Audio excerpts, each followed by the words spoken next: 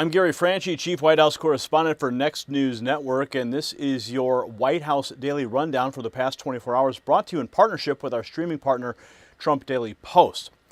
Today, the Oval Office delivered two things the establishment fought tooth and nail. Todd Blanche took the oath as the 88th Attorney General of the United States, and President Trump signed an executive order gutting the bloated childhood vaccine schedule down to 11 core shots. We'll also walk you through the president's Q&A, tele-rallies for two America First candidates, and 1 year of results in the nation's capital. So starting at roughly 2 p.m. in the Oval Office, Judge Emil Bove administered the oath. President Trump stood right there as Blanche was sworn in following a 50-49 Senate confirmation. One vote. That's how hard the other side fought to keep an actual prosecutor out of that chair.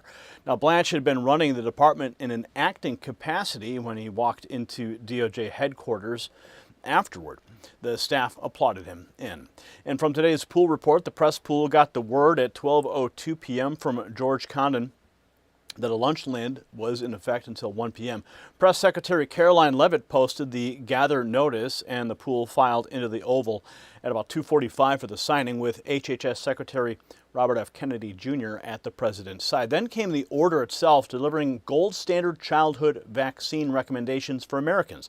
11 core immunizations for all children: measles, mumps, rubella, diphtheria, tetanus, pertussis, polio, HIV, pneumococcal, HPV, and varicella. Everything else moves to high-risk groups or real conversation between a parent and a doctor. President Trump ripped the old schedule of what he called 72 jabs and called for spreading doses across 5 separate visits over a year. He called it a major victory for parents' rights, and on enforcement, he said it comes down to funding and finding. At 2:53, the pool came back in with NIH Director Bhattacharya, Dr. Heidi Overton, and Jayme Franklin in the room. The president signed at 3:22 and took questions. He pushed reparations from Iran, covering damages for over a 50-year period. He credited tariffs for factories opening on American soil. He named Todd Blanche on the anti-weaponization fund. On the Strait of Hormuz, he left no ambiguity about who runs that water: the U.S. Navy.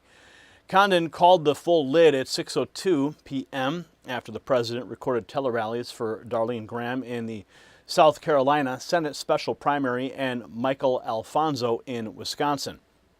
In a White House statement marking 1 year since the president declared a crime emergency in Washington, D.C., the Make D.C. Safe and Beautiful task force has logged more than 16,000 arrests, 35 homicide suspects, over 100 gang members, 3,200 drug arrests, and nearly 2,000 illegal guns seized, and 25 missing children returned home. Homicides, carjackings, and robberies all down sharply. And according to the daily guidance, tomorrow brings policy meetings in the Oval before the president flies to Geneva, Ohio for the Patriot Games finale at 7 p.m.